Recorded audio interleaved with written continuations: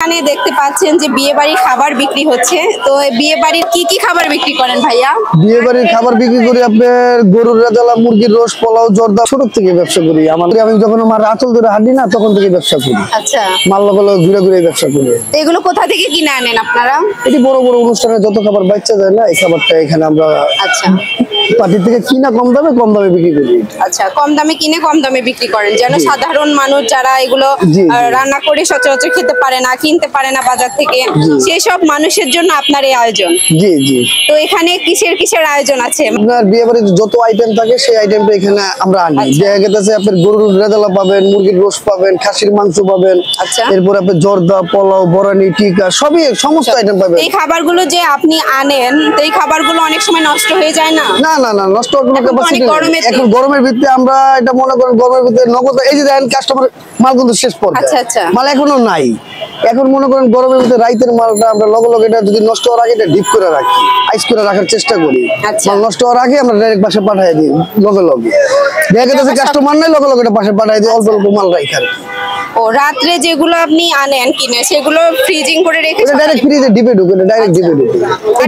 এই বাটিটার ভিতরে মাংস আছে 1 কেজি 400 গ্রাম, 1.5 কেজি প্লাস। এখানে মনে করেন এই বাটিটার দাম হলো 500 টাকা। এখানে বাজারের দাম আছে 800 টাকা, 900 টাকা। এই মাংসটা বিয়ে বাড়ির পাকতো লাখ লাখ টাকার মশলা দিয়ে এই মাংসটা পাকানো। আচ্ছা, এটা দেখা গেছে আপনি বাজারে 800 টাকা মাংস নিয়ে গেলেন, এখানে খরচ আছে 300-400 টাকার ময় মশলা, এটার মতো পাক হবে না। বিয়ে বাড়ির পাক তো বিয়ের পাকি, এটা স্বাদই অন্যরকম।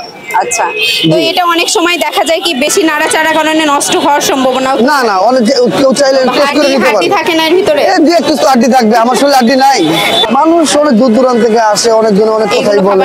কোন লেভেলের মানুষগুলো বেশি নেয়? এটি দেখা গেছে আপনার নিম্ন, অনেক যারা নিম্ন মধ্যবিত্ত, মানে কিরকম করে খাওয়ার সমস্যা নাই তাদের। আচ্ছা, বিশেষ করে মনে করতেছেন বেশি নেয় ওই টাইপের মানুষরা। দেশে একটু বড় লোকেরাই নেয়, আমি বড় লোকেরাই বেশি নেয়। দেশে একটু বড় লোকেরাই নেয়, গরিবরা আমি দেখি না করে।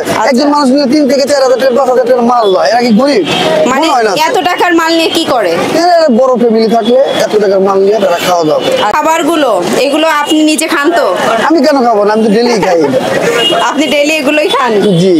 তো এখানে আপনার বোরহানি কত টাকা করে? বোরহানি 2 লিটার হলো 200 টাকা।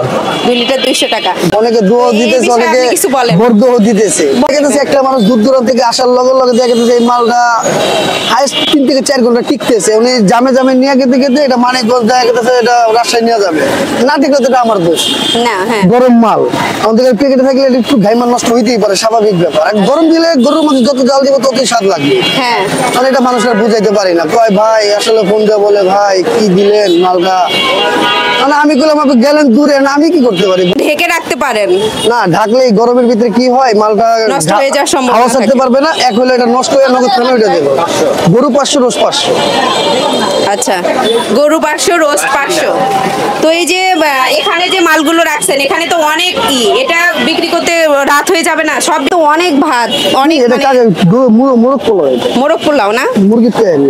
আচ্ছা, মুরগির তেহারি, তারপরে এখানে রোস্ট আছে, এখানে আরো অনেক কিছু, মানে গরুর মাংস। যাই হোক, যারা আমার ভিডিও দেখে আসবেন তাদের জন্য 50 টাকা করে 100 করে ডিসকাউন্ট। যারা দূর থেকে আসবেন তাদের মাংস বাড়াই দেওয়া হবে, 50-100 করে ডিসকাউন্ট দেওয়া হবে। বাহ, খুব সুন্দর। থ্যাংক ইউ ভাইয়া।